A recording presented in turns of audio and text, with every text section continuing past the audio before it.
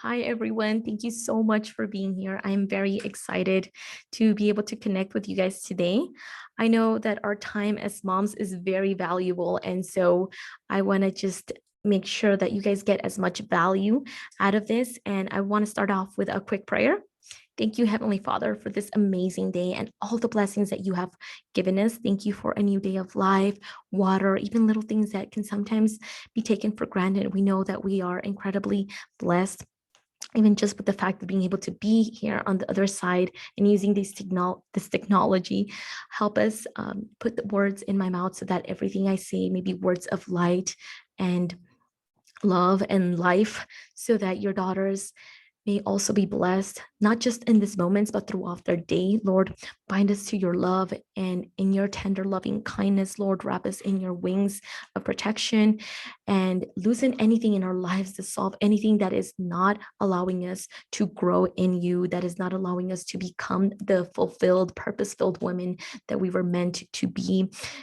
Get rid of anything in our lives, Lord, that may be holding us down, weighing us down, or exhausting us. Lord, get rid of all of that as I put it all in your hands, knowing that you're great and all powerful, and all glory be to you. I trust that you will help each and everyone that is on the other side of the screen to draw closer to your love. And we put it all in your hands, trusting in you in Jesus' name. Amen. And so I just want to thank each and every one of you, like I said, and I want to introduce myself. My name is Ana Gaeta, and I am a mom, and well, a single mom, and also a faith and fitness trainer. I have an amazing 8-year-old daughter. So you guys might hear some noise here. I'm at home and it's not the perfect recording conditions, but I'm going to try my best to make it work. And something I do is that I help busy moms eliminate exhaustion and excuses so that they can get their time and energy back. And my mission is to help them. One of the areas that I really like helping them with is fighting off fatigue so that they can increase their time and energy, get fit, focused, and fulfilled. And so one of my favorite Bible verses to mention around this topic is Matthew 11:28, that says, "Come to me, all of you who are weary and burdened, and I will give you rest." And sometimes we think this doesn't apply to us as moms. We're like, nope. We have been taught that there's this mom culture that is all about, the hustle, all about, doing everything for your kid and no stop, and just feeling like being tired comes with the territory, and that's like the most normal thing, and that it's okay to always feel tired or a little exhausted. But that's not the case, and I want to talk to you guys a little bit more about this. But before I go on, a little backstory about me. I have always loved health, wellness, fitness, all these subjects around that. In fact, by the time I was 15, I had finished reading almost every book in the wellness section at my local library. And I was so excited about that. I was like telling my mom, can I borrow your ID so I can take like some online courses, back when online courses were starting. And you had that like dial-up AOL connection in the internet. And I was like, I was buying like online courses with money I had saved up so that I could learn more about, the wellness industry, because I was so interested in taking care of our minds and our bodies. But at that time, I was living in California. And by the time I was 16, I had several scholarships, and I was told that in order to cash them, I needed a social, which I thought I had. And then it turned out that I didn't. So, I had to move back with my family to Mexico. And when I was here, I ended up realizing that my family here was very traditional and a little more legalistic. I grew up Christian Jewish. And so they pretty much at the age of 16 presented me with who was meant to be my husband. And he was almost 10 years older than me. And I was a very obedient kid. I was always trying to do the right thing. And so I thought that was the right thing for me to do, to just obey whatever they wanted me to do. And I ended up getting married to someone I did not love. And it became an incredibly abusive situation right away. Like as soon as the wedding was over, there was so much physical and sexual abuse towards me. It was a very, very dark time in my life where I just felt like God had left me. And I just questioned so much whether, he even existed. Um, until he started wanting me to get pregnant. He started really just pressuring that to happen. Obviously, I was still thinking like this can't even be happening. I didn't even know if I was going to be able to come out of that alive because of the intensity of the domestic abuse. And I obviously didn't want to, but I ended up pregnant. And I remember that night as I was crying and asking, like, again, like, how can a good God be doing this to me? Like, how can this happen? Um, I was looking out the window. It was raining, and I just remember hearing like a small, still voice that was very firm and said, I don't have you there. This is not what I want for your life. And I thought I was going crazy at that moment, but I realized that maybe I am, maybe this is God speaking to me again, because I used to feel like I had a really good relationship with God as a kid. And so in that moment, I looked out the window. There was this flickering street light. And I remember thinking, okay, God, if this is really you, let that light go out. And at that moment, all the electricity in the entire block went out. And so there was a lot to that conversation that I had with God. But one of the things that he showed me was that, he was going to take me through this training journey. And I kept, saying like, well, why can't you just like get me out right now? Like, send angels and have them come crashing down the door and like get me out or something. But he was like, no, this is going to turn your purpose in, your pain into purpose as you train with me, and it won't be easy. And you might not get out tomorrow or the next month, but, or in this year, but I'm going to train you, and you are going to be so strong that every time I open a door, you're going to be able to walk through it. Every time I open a window, you're going to jump through it, because those windows of opportunity, I'm going to, lead you to see them. And that's when I began like my training journey, as I call it, with God. And it was a whole, it was crazy. I can give you guys a little more detail on that later. I do have a whole story on that. But basically, that was 5 years. That was 6 years ago. And then a year and a half after, when my daughter was, no, she was almost 3. So I was in that abusive marriage for 5 years, and it's been 5 years since I escaped that. But at the time that I escaped, I was dealing with a lot. Obviously, I was dealing with PTSD because of all of it. And I went back to school. I was working 3 part-time jobs. I had gotten a scholarship, and it was half a sports scholarship and half an academic scholarship. So I was training about 5 hours a day, and, doing all these homework so that I could get straight A's as a college student again. And, at the same time fighting for custody of my daughter. So you can imagine like all these things going on around me. And it got to the point where I got so sick that the doctors told me, we can't keep giving you antibiotics. We've been giving you antibiotics for 8 months straight, and we can't give you anymore. You need to rest. Like, you need to drop something or you will be dead in 3 months. And I remember thinking, no, I can't rest. No, I can't sleep. Like I got to do all of this. Right.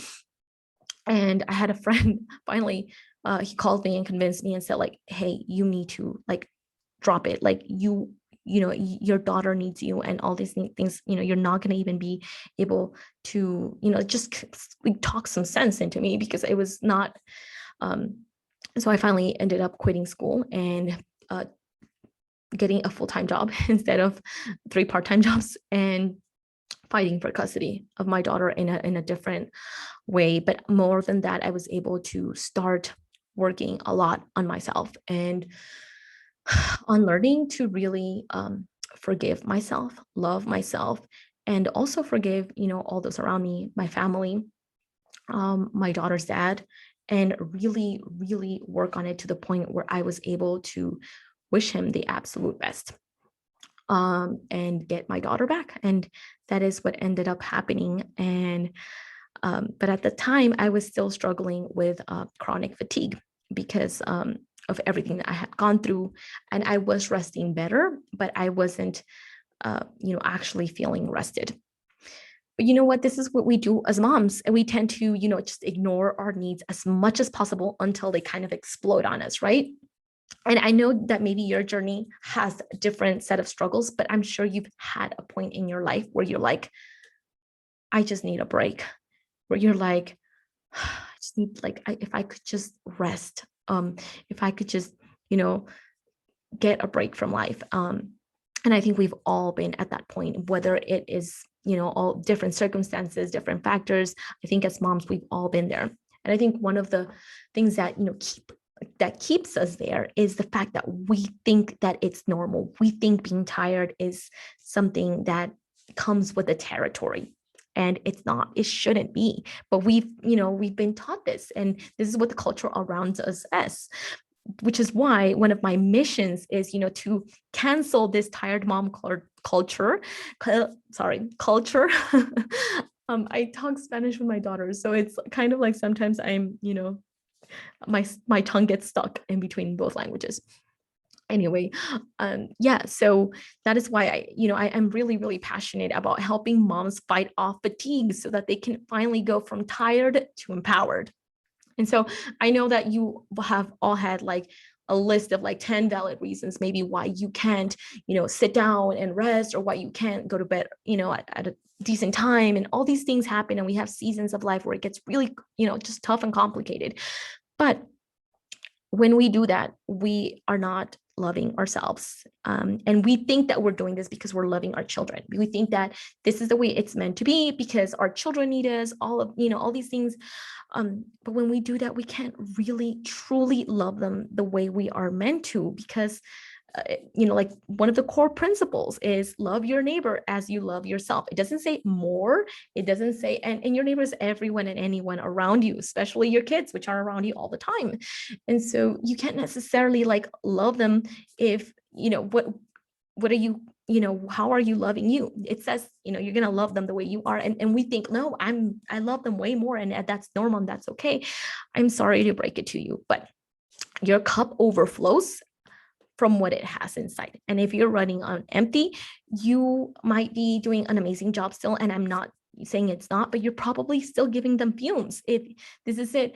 And I'm not saying that, this is wrong, or this is, I'm not judging. I'm not saying, don't take it that way. It's just a little nugget of wisdom to realize, if I could just take care of myself a little better, then I can take care of my kids even better than I am doing right now.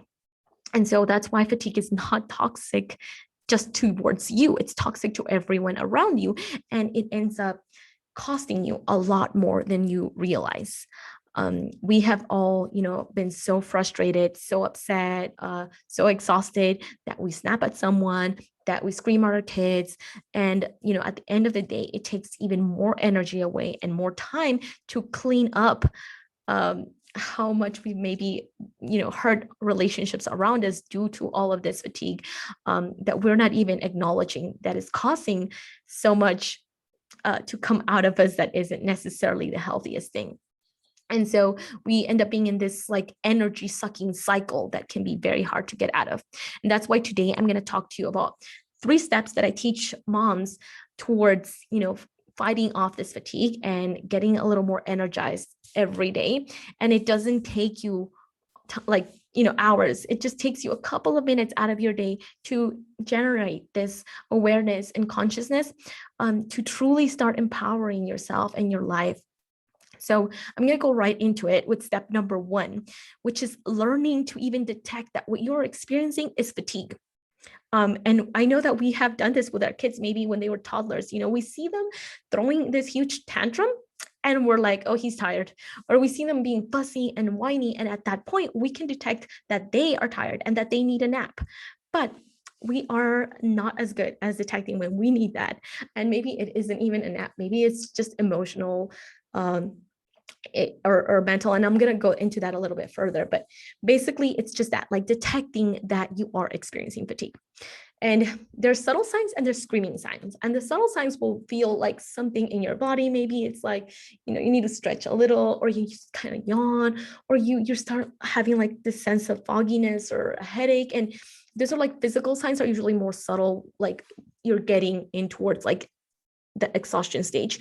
And then when you all of a sudden like snap at your kid and you scream at them, or you just get so frustrated with somebody that you just go at them and, you know, say something mean or all of this, then those are screaming signs, because now it's like so much buildup that it needs to come out of your body, and it's going to come out in nasty ways because it's a nasty feeling.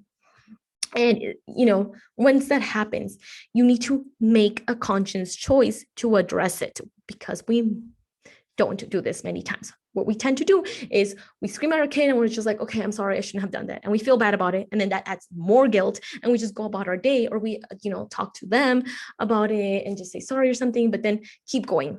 And no, you need to learn that, you know, I just did this thing and you need to address it. Like it needs to be addressed. And so you can either, if it's something that you said to your kid, like you need to stop back and maybe you need to tell them like, okay, mommy needs a timeout, or mommy needs some breathing time, which is what I used to tell my daughter all the time as a kid. I was like, okay, I need some breathing time. And why breathing time? Because at that moment you need to inhale and exhale and take one, even just one deep breath, like, okay. And at that moment, you realize, okay, I got to address this. And you do that. And there's a verse in Ezekiel 37:5 that says, thus said the Lord to these bones, behold, I will cause breath to enter you that you may come to life. Why? Because there is so much life in a breath. Like when you are feeling exhausted and tired, you're feeling like you're like, oh, like we even say this, oh my gosh, I feel like I'm dead, like I'm so tired, or things like that. And that's true, because that's the sense and the feeling that you get in your body, like something is like dragging and dying. And so you need to let breath, let, you know, air, oxygen, like come bring you to life, you know. And even if you just take that one deep breath, just even if you do this one step, that's going to be really powerful.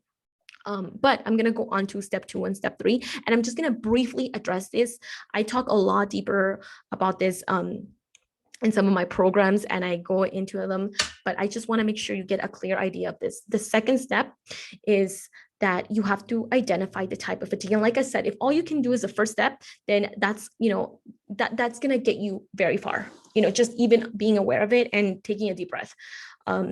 But if you can take a couple steps back and, you know, just take 3 minutes, 2 minutes to identify the type of fatigue that you're feeling. There are several types of fatigue, but the 4 most common ones that as moms we deal with are emotional fatigue, mental fatigue, and physical fatigue and social fatigue. So emotional fatigue is when you have this sense of like, you know, maybe you had an argument with a loved one this morning, and you're just like carrying the weight of like that emotionally, or, you know, your children said something very mean to you and you're like trying to control yourself, but you have that feeling inside of you. That also, you know, adds up, builds up, and creates fatigue. And mental fatigue is when you have this sense of, okay, like I am trying to get this huge to-do list done, or I'm at work and I am taking care of this project and that project, and I got to go get home and, you know, take care of dinner, and I have, you know, laundry there, and this kid is fighting with that kid, and now I've got to like take care of all these things. That's more like of the mental fatigue that is very, very common for us moms to face. And then you have physical fatigue, which is, you know, sometimes we're just like running after like kids, and it's exhausting to be up and downstairs and, you know, folding and running here and, you know, running after the toddler, or making sure, you know, that this gets taken care of, you know, going towards, you know, like different things. And it's like more of a physical thing because you're just tired, you know, you're carrying a, you know, a baby maybe all day. So you feel it, you know, physically in your body. And the last, well, the fourth one is social fatigue. And this is very different whether, and it depends on whether you're an introvert or an extrovert. And being an introvert and extrovert, contrary to what most people think, doesn't mean that you like being around people or you don't. What it means is where you get your energy from and where it is trained. So an introvert, usually being around people drains them. An extrovert, being around people energizes them. And so social fatigue looks different for both of these, because for an introvert, it might mean that they are just overwhelmed by having to deal with like people coming in and out of their house, visits, or being like in meetings all day, or if you're a mom, like having other moms around, like because you have to do this like meeting with your kids, with other kids moms and stuff like that, and like it might just be too much for you. Or even just social media, like having to interact with like a bunch of messages and calls and all of this. And for an extrovert, so social fatigue would look like lack of this. Like they are around kids all the time, but they want adult interaction. They want interaction with other adults, and they are being drained down by the lack of this. And that's how you can kind of identify what it is that what kind of fatigue it is that you're feeling. I go, like I said, there are like key emotions or feelings for each of and every one of these. And I can send you guys a list of those if you guys need them. But just for the sake of time, we're going to move on to step number 3, which is reset and re-energize. So when you reset and re-energize, what you are doing is you are addressing the type of fatigue that you're dealing with a specific action. So sometimes it's going to be several types of fatigue, or sometimes you might not even be able to identify exactly what type of fatigue that you're facing. And that's okay. The idea is to just get into the habit of trying to figure out what is it that I'm feeling and what type of fatigue am I dealing with, so that I can select an activity that will help me fight this. So if it's emotional fatigue, what you can do is, if you have a bunch of kids all over and around you, what you can try to do is like blast the music and like just jump up and just like scream and cry. And if they ask you, it's okay to tell them that you need to cry. It's okay to, like they can scream and start crying whenever they want. We can too. And we can just make sure that we let them know, like, hey, mommy needs to let out some steam and she needs to cry right now because she's overwhelmed. And it is okay to do that. Maybe you are not the type of person that lets it out like that, and you just want to write down and journal. And it doesn't have to look like a long letter. It could be like even writing down like bullet points of your emotions. I'm angry, I'm upset, I am frustrated that so and so said this. I am, sad that this happened. Like, just write it down. Even if it takes you, literally just go grab a pen, 1 minute, like set a timer. If you don't have a lot of time, just get it, set a timer, 2 minutes, and just whatever you can pour out. If it's mental fatigue, then you want to just maybe have a dance party, like I said, or do a workout like with the like literally maybe get the baby and start doing some squats and like getting your head out of like all these things. Just have some breathing time. Maybe close your eyes for a second, and if you are carrying all this mental fatigue, just take a deep breath, let it out, and just picture a beautiful scenery, something that makes you feel peace, something that makes you, whether it's like the waves of the ocean, or just even if it's just for a minute, and then you slowly open up your eyes and start breathing in and out, and then just go on to like thinking, okay, what is the one thing I'm going to focus on now? Okay, just one thing, like get that one thing, whether it is, okay, I need to make dinner, just focus on making dinner. And I know you're going to have all these things going on in your head, but just go back to the deep breath. And it's going to take a while. Like, I know it's not going to be like magic. It's not going to, you're immediately, but practice makes perfect. If it's physical fatigue that you're dealing with, you have two options. It's fuel and rest. If you have the possibility, like, because I know it's not the same for every mom. Maybe you have 6 kids, or maybe there's a mom that just has 1 and they're like 9 or 8, like my daughter's age. At that age, you can just be like, hey, you know what? Mommy needs to take like a little nap, and you can take a nap with me, or you can read a book next to me or something like that.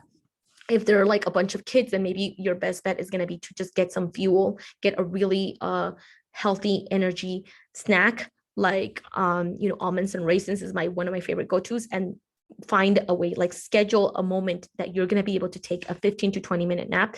And I am not kidding. This is important. Like, even if you have to go knock on your neighbor's door and be like, hey, can you watch kids for 15 minutes in my house while I just nap? Like, it doesn't matter. You have to find a way to get help and take a nap if you need to. And I know that sounds crazy, but trust me, when you are, like, though, you don't want to wait until the doctor tells you that you have to do that, or you're going to die soon for it to happen, for you to get creative. You can do this. And it might not get to be like an everyday thing, but you can even like train your kids to have it be an everyday thing. Even maybe you just need to give them, like, put on an educational 20-minute video and this is a really helpful tip. Drink like cold coffee for like a half cup and just chug it and go and like lay down, and the caffeine itself will wake you up within the 15-20 minutes. You obviously you want to set an alarm too, and just in case, but that's like a really good tip. And the social fatigue. Now going into social fatigue, if you're an introvert, I would just suggest literally just turn off notifications, put your phone on airplane mode, whatever it takes. And, maybe tell your kids that you need to okay, this is what I would do. And I just tell my daughter, like, I need, like, do you want to play hide and seek? And then I'll just find a really good hiding space and I'll just like have my alone time that way. Because like as introverts, I'm an introvert, and it really works. Like sometimes you just need some alone time. But if you're an extrovert, you want to set up a date with friends. And I know that sounds like a little easier said than done, but you can ask a friend if they're willing to switch off days when you're like together, so that you watch their kids and they watch your kids, so you guys can go like have coffee with friends or something. I'm sure that if you prioritize it, you can make it happen, even if it's just for 1 hour every other week or something like that. Or maybe call a friend. If you can't do that, just call a friend and talk to them on the phone while you're doing laundry or something. Now, something I always suggest, especially when you're like unsure of, okay, like, is it this type of fatigue or is it this? Like I said, step number one is just really quickly breathe, identify, just know that you are experiencing fatigue and be aware of it. Give yourself a couple moments to identify it. Is step two. Step three is, okay, how am I going to address this? Am I going to go like cry on a pillow because it's emotional fatigue and run up and down the stairs because there's also mental fatigue? Or am I going to like just put on a video and get some rest? And sometimes you might not be able to identify it, or maybe a mix of things. And something I always tell them, no matter what type of fatigue it is, one of the most powerful things you can do is like memorize a Bible verse that really speaks to you. So one of my go-to verses is, I can do all things through Christ who strengthens me. And that doesn't mean that I'm going to like just push through it the whole day, but it just gives me a sense of peace, like mental peace, until I can go and address this fatigue. And I don't ignore it. It might just not be something I can do in that immediate moment. And I need to like get myself to, maybe get the kids set up with dinner and then go address it by taking a nap or something like that. Okay. Now, I really hope these tips have been helpful. I know that it was, I hope that it's within the time frame, but I was asked to share with you, if I could, just share one valuable piece of advice, what would that be? And that would be to not wait to ask for help. I think too many of us wait until things get really bad before we ask for help. And as moms, we have to learn that we are not alone, and you do not have to do this alone. There is more help around you than you realize. You just might not see it right now. There's in a story where Elijah's servant is there and he's scared because there's this army coming towards him, and he's like, and at that moment God tells him, Elijah prays for him, and his eyes are opened, Elisha, and his prays for the servant, and it says that his eyes are open and he sees this powerful army of God that is invisible to the human eye, that is really there to protect them, and to and so many times we don't see all the support around us. We don't see that God has opportunities for us if we can just be willing to open the eyes of our hearts, not just our normal eyes, and ask for help and be willing to seek it. It also says that those who seek will find. So if you are willing, and you don't wait until it gets really bad for you to be able to address a problem, you can ask for help. There are people around you that love you, even if you don't see them. There are support groups. There is, you can always, you if you seek, you will find. And it might look like a new neighbor that is a mom that is willing to help out, and that you guys can help each other out. It might look like a really awesome babysitter that is really understanding. It might look like a mentor or a coach or a trainer that you can get access to. And these are all so powerful. They truly are. And I don't want you to ignore the way God has empowered you, because you do have the power to turn whatever circumstance you're living, whatever thing you're struggling through, or whatever obstacle you're facing, to turn it around and to find, purpose in that. You can choose to make it mean whatever you want. And you can, choose to ask for help always. I think that is such a valuable piece of advice that I was able to take advantage of. Like, just ask for help, ask for advice, reach out. And if you need help or additional support, feel free to reach out to me.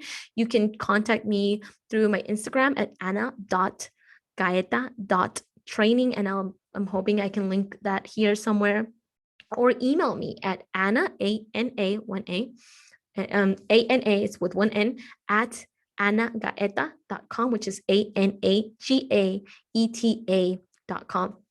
And I will be talking to you guys soon and seeing you guys live on the Thursday live on the Facebook group, where I will be teaching you guys a super powerful training routine, like workout, that you can do in 5 minutes a day. And this is really, really powerful. I know that so many of us can't, make time for a 30-minute workout or a 45-minute workout, but just taking and only putting this to action and carrying out this 5-minute workout is really powerful, because it's not just a body workout, it's a mind and body workout.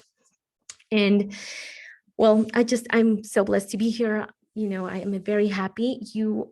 Just remember that you are empowered by God to choose who you want to be. And I will see you guys soon. Thank you again so much. It was such a blessing. And yeah, I think that's it. I just don't want to say bye, but I have to. Okay, bye. Have a wonderful afternoon.